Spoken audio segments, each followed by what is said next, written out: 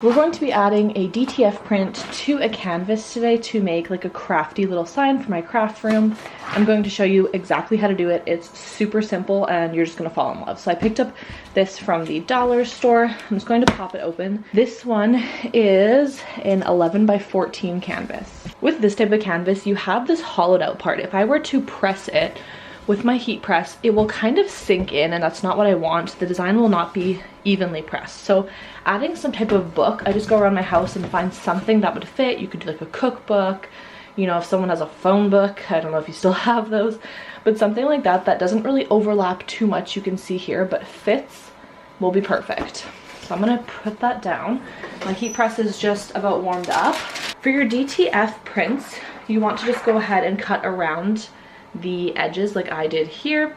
It is on this film and you don't need to weed it. It just comes like this. So this one I ordered from Orelet Print. I love ordering from them. It comes so quickly. Their customer service is amazing. They have vibrant prints, like no complaints from them at all. So you're going to lay it down right where you want it, and you can see that it's printed on the back. So if I kind of go close, you can see the film, the bumpiness, all of that on there. This is where the print actually is.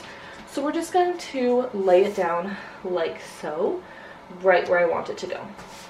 I like to add some parchment paper over top to protect not only my press, my decal, and my canvas all together.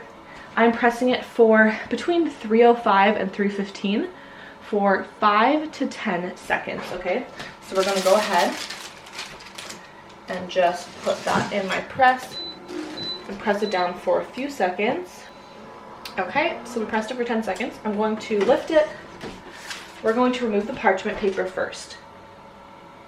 Peel up your film carefully, just in case.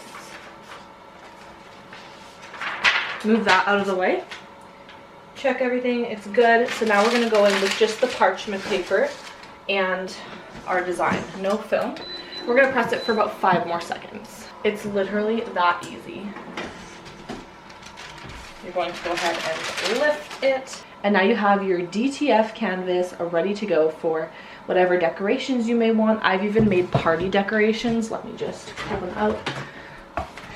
I made party decorations and nursery decor for birthday parties. I mean, it's really endless opportunities, and these are dollar store canvases, so super cheap little project to make.